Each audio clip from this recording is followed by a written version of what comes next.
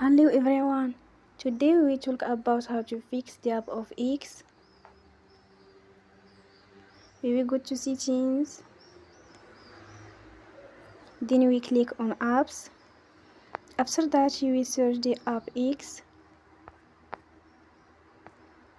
and you will click. Then you will on for stop. After that you will go to storage, then we click on clear cache. In the end, turn your phone and you will recharge your phone again. Don't forget to support us by like and subscribe. See you next time and thank you for watching.